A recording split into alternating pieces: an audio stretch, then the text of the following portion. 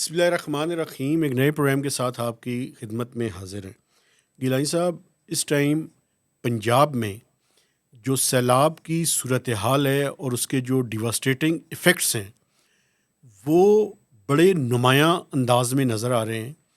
اس میں ایک بات میں کر کے پھر آپ کی طرف آتا ہوں، اور وہ بات یہ ہے کہ اس موقع پہ پولیٹیکل پوائنٹ سکورنگ کی ضرورت نہیں ہے. اس کی وجہ یہ ہے کہ جب یہ سب سے پہلے اس نے کے پی کو ہٹ کیا اور اس کے بعد جی بی، اس کے بعد سندھ اور خاص کر کراچی، تو پنجاب کے اندر جو ہے وہ یہ کہا جا رہا تھا کہ پی ٹی آئی نے جو پچھلے 10 سال کی پرفارمنس ہے وہ ایکسپوز ہو گئی ہے.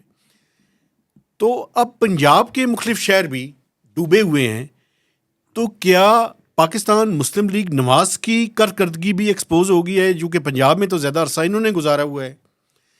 تو میں نہیں چاہتا کہ ہم پولیٹیکل پوائنٹ سکورنگ پہ بات کریں، لیکن تھوڑا سا حوالہ دینا جو ہے وہ ضروری ہے. ایک تو آپ یہ بتائیں کہ سیالکوٹ جہاں کے آپ باسی ہیں، وہاں سے لے کے گجرات سے لے کر راوی اور کرتارپور، میں نے دیکھا کہ پورے کا پورا جو سکھوں کی مقدس جگہ ہے وہ ساری کی ساری ڈوبی ہوئی مجھے نظر آئی ہے. تو یہ ساری صورتحال کس طرف جاتی ہوئی دکھائی دے رہی ہے، اور کیا انڈیا بھی اس کے اندر ملوث ہے کہ اس نے پانی زیادہ چھوڑ دیا ہے یا پانی آ زیادہ گیا ہے؟ یا کچھ لوگ کہتے ہیں کہ پہلے سے بتایا گیا تھا، کچھ لوگ کہتے ہیں کہ نہیں بتایا گیا تھا.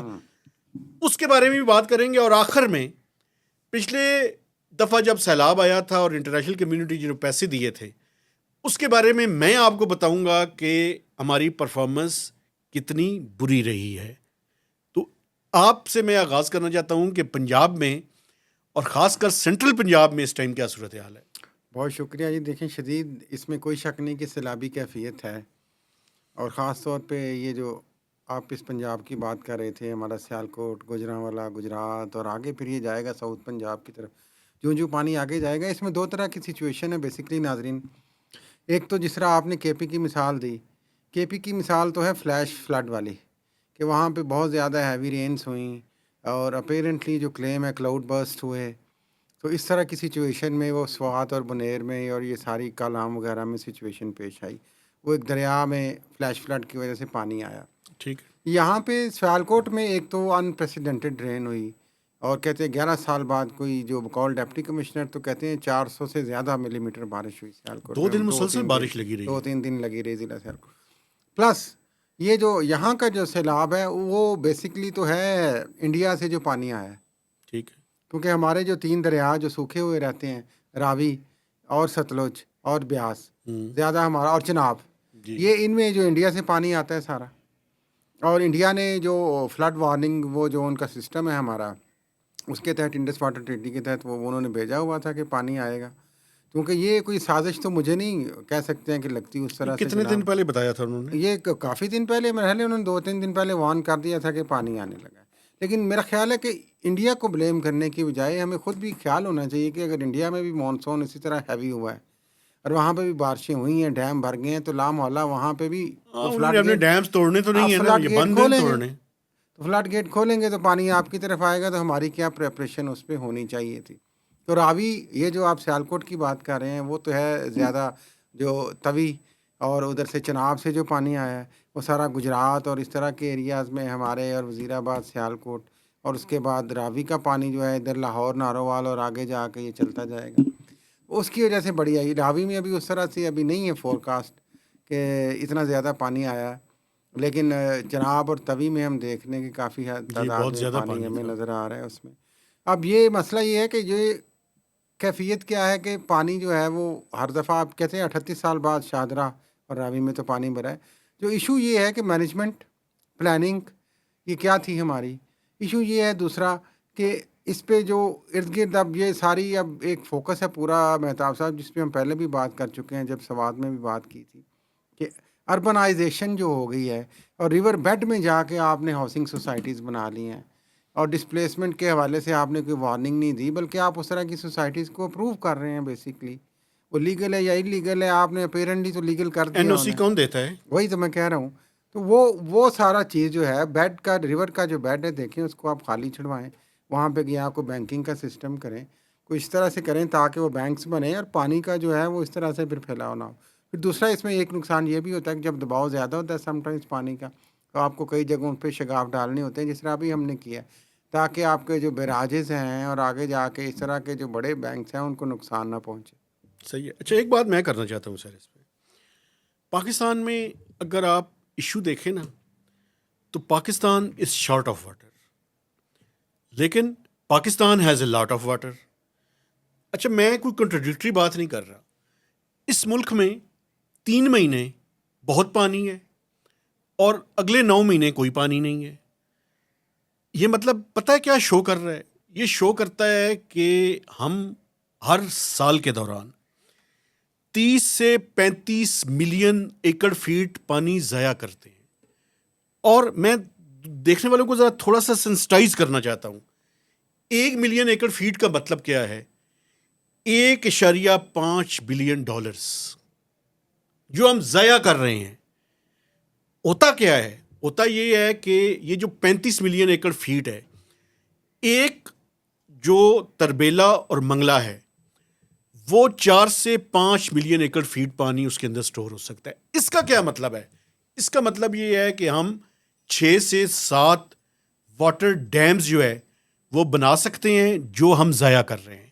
تو پیسہ کہاں سے لائیں گے جو بن رہے ہیں ڈیم؟ پہلے ان کا تو بتا دیں یار. وہ بات جو یہ ہے- بادشاہ ڈیم کہاں پہنچا ہے, دادو ڈیم کہاں پہنچا ہے بات یار؟ یہ ہے کہ آپ چھوٹے ڈیمز بنائیں نا. ہاں جی, گومل کیا ہے وہ ہمارا, وہ کدھر پہنچا ہے؟ آپ چھوٹے ڈیمز بنائیں, آپ واٹر سٹوریجز کریں. یہ جو ہاؤسنگ سوسائٹیز آپ کہہ رہے ہیں ہاں, ان کی بجائے اور یہ واٹر جو ان کی storages گنڈا کریں. گردی ہے, ان کے بائی لاز کے اندر یہ شامل کریں کہ گراؤنڈ ریچارج واٹر اگر آپ انشور نہیں کریں گے تو ہم آپ کو کوئی ہاؤسنگ کالونی بنانے کی اجازت نہیں دیں گے. بالکل نہیں یہ نہیں, کیوں نہیں ہوتا؟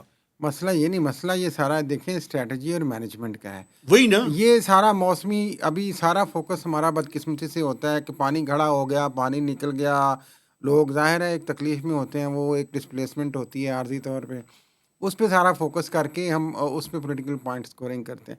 میرا خیال ہے کہ اس پہ اینول این ڈی اے میں بھی کس لیے اربوں روپے کا بجٹ ہے ان کا, اور جو پی ڈی ایم ایز ہیں ان کے ساتھ مل کے ہم سالانہ اس کی کیوں نہیں کانسٹنٹلی اور کنٹینیوسلی کیوں نہیں اس کی پلاننگ کرتے؟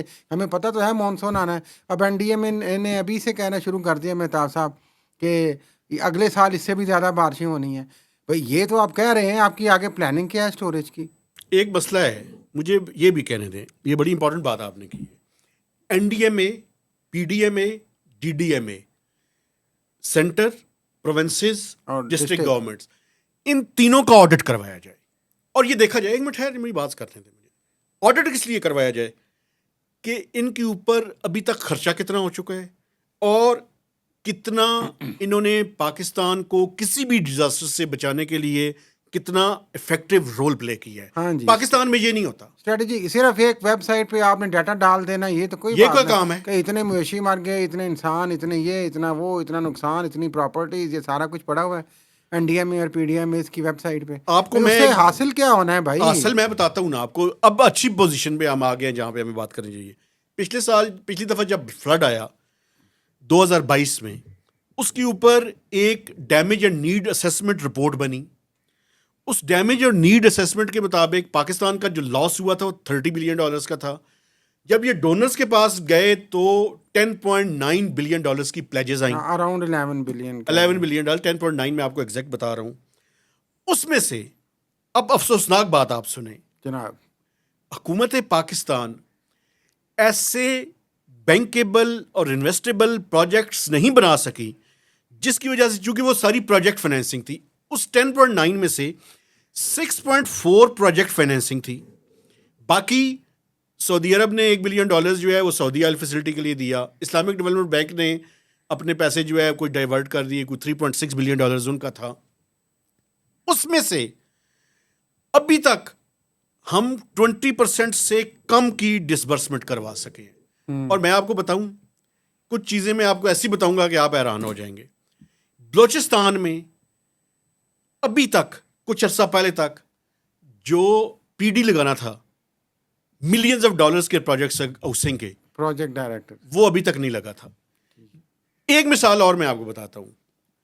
آپ اس کے لیے ہاؤسنگ کے لیے چین کی حکومت نے کہا کہ ہم کائنڈز میں دیں گے آپ کو 6,000 گھر بنا کے سندھ کے اندر. آپ کو پتہ ہے کہ وہ 6,000 گھر جو ہے وہ مٹیریلائز نہیں ہو سکے. انہوں نے کہا تھا ہم آپ کو بنا کے دیں گے. وجہ کیا تھی؟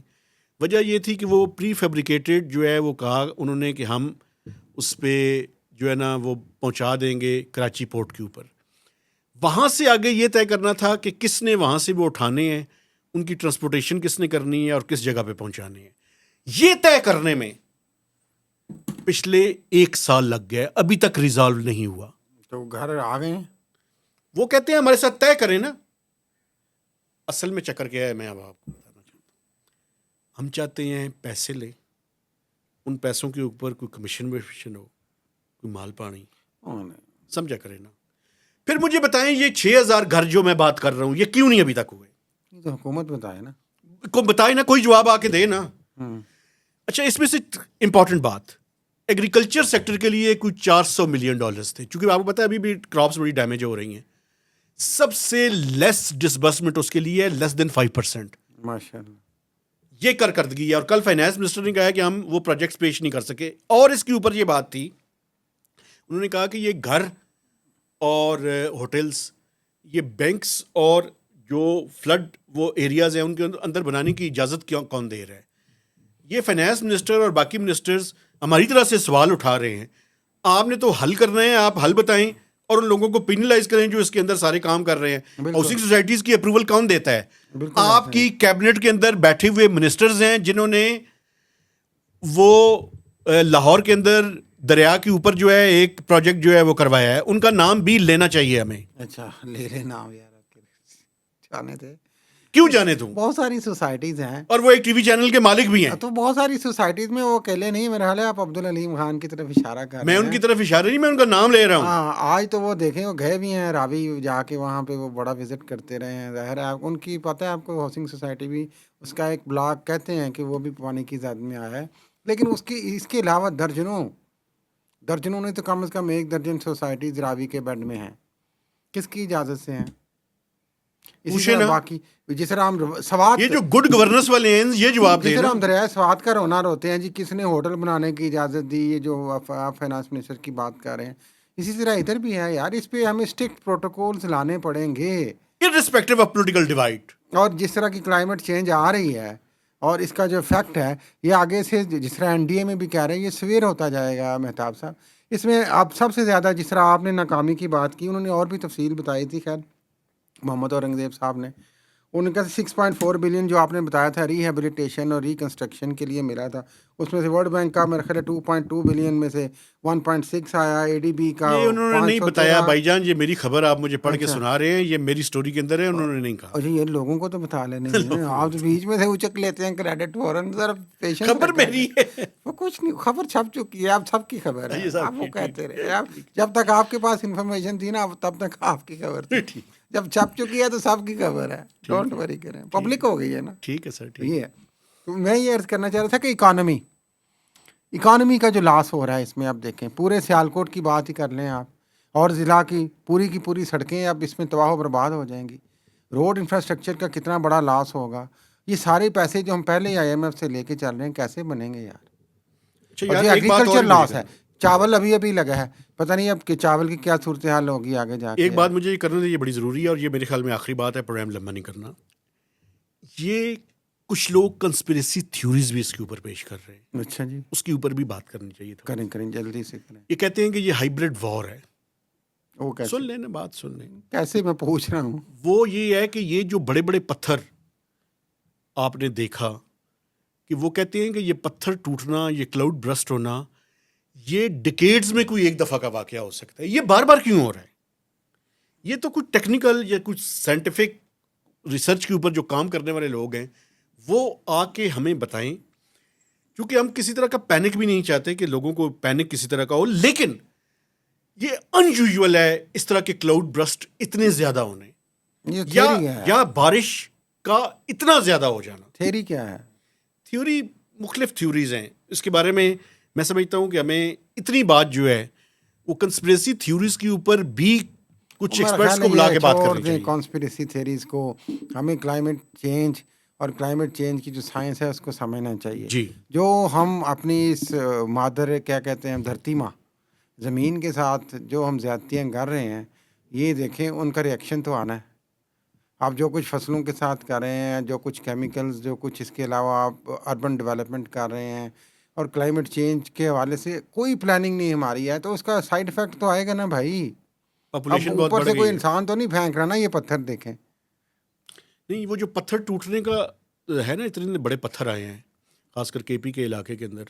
وہ میں آپ کو بتاؤں کہ یہ پتھر کا پہاڑوں کا اس طرح سے ٹوٹنا یہ ان یوزول ہے. اس میں انیوژل تو ہوتا ہے تھوڑے بہت پتھر آتے ہیں، لینڈ سلائڈنگ کے نتیجے میں آ سکتے ہیں، لیکن ویسے پتھر نہیں تو ٹوٹنا. کیا ہے آپ کے ذہن میں کیا ہے یار؟ آپ مجھے ڈرا رہے ہیں. میں ڈرا نہیں رہا، اصل میں یہ پروسیس جو ہے وہ کوئی دھکا دیتا ہے ان کو؟ کوئی ڈیکیڈز کا پروسیس ہوتا ہے. وہ بھی جس کے ہوتا بعد ہے لیکن پروسیس کیا ہے بھائی؟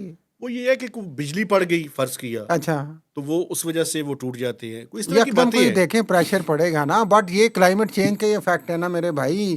کوئی فرشتے تو نہیں آ کے کر رہے نا، کوئی انسان تو نہیں غائبانہ طور پہ کر رہے. کوئی خلائی مخلوق تو یہ نہیں کام کر سکتی، وہ پہلے ہی بہت مصروف ہے اور کاموں میں. یہ ہائیبریڈ وار جو ہے اس کی مختلف چیزیں ہیں، آپ بات کو سمجھیں. او یار بچے، آپ ایسی خدا بات کے نہیں ہے. لیے آپ ریالٹیز کو سمجھیں اور گراؤنڈ ریالٹیز کو سمجھیں. اس کے آپ اوپر ہر چیز کو ڈائیورٹ نہ کر دیا کریں کانسپیریسی تھیریز پہ. تو یہ ہے کہ اپنی پلاننگ بہتر کریں، اپنی لیجسلیشن بہتر کریں، پالیسی میکنگ لائیں، اسٹرکٹ امپلیمنٹیشن کریں. اور آبادی پہ کنٹرول کریں. نہ کریں تو کم از کم منصوبہ بندی صحیح کریں یار، سیوک منصوبہ بندی صحیح کریں، پرائم منسٹر نے اربن ویسے ایک ڈیولپمنٹ فورس کی بھی بنا منصوبہ دی ہے، بندی ٹاسک صحیح فورس کریں. بنائی ہے پاپولیشن کے اوپر، لیکن 80 امینڈمنٹ کے بعد یہ صوبوں کا سبجیکٹ. یہ پانی کا راستہ ہے. یہ میں آپ کو آخری الارمنگ بات کر جاؤں. ویسے جو آپ نے بھی بات کی، یہ پانی کا راستہ ہے، اس کو سمجھیں. یہ مت سمجھیں اب جس طرح کی کلائمیٹ چینج کے افیکٹس آ رہے ہیں اور جس طرح خود میں نے عرض کی کہ NDA میں ڈرا رہا ہے آئندہ سالوں میں یہ شاید سویئر ہو جائے. تو اس لیے یہ مت سمجھیں کہ یہ ابھی پانی چلا جائے گا کچھ دنوں میں یا کچھ ہفتوں میں، تو پھر آگے پھر اسی طرح سوسائٹیز آباد ہو جائیں گی، سوات پہ ہوٹل آباد ہو جائیں گے، ادھر دریاؤں کے بیڈ پہ سب کچھ چلا جائے گا. یہ الارمنگ سچویشن اس لیے بھی خاص طور پہ KP کے لیے میں کہہ رہا ہوں مہتاب صاحب. آپ کو پتہ ہے کہ پانی کا جب ایک وہ بن جاتا ہے راستہ، تو وہ ٹاپ سے جو نیچے بنا ہوا ہے راستہ، وہ تو کسی نے نہیں فل کرنا. تو اگلے سال اس کا مطلب ہے کہ لامحالہ یہ راستے پھر استعمال ہونے ہیں. اس میں ایک بات یہ ہے کہ جس سائٹ تک پتھر ہوتے ہیں ہاں جی، وہ ساری کی ساری جگہ وہ جو بھی دریا ہے اس کا رخ اس طرف جا سکتا ہے. تو اس ابھی کے جو اوپر آپ راستہ گھر نہ پانی نے بنائیں. بنا لیا ہے وہ تو رہے گا نا پھر. بالکل. تو الارمنگ سچویشن یہ بھی ہے. اور پھر دریا اپنا رخ تبدیل بھی کرتے ہیں. میرے خیال ہے اسی کے ساتھ ہمیں اجازت لے لینی چاہیے. میں اپنے دیکھنے والوں سے گزارش کرنا چاہتا ہوں کہ ہمارے چینل کو سبسکرائب کیجیے، اس کی شیئرنگ کیجیے، اس کے اوپر کمنٹس دیجیے، کنسپیریسی تھیوری کے اوپر بھی بات کیجیے. اجازت دیجیے. اللہ حافظ.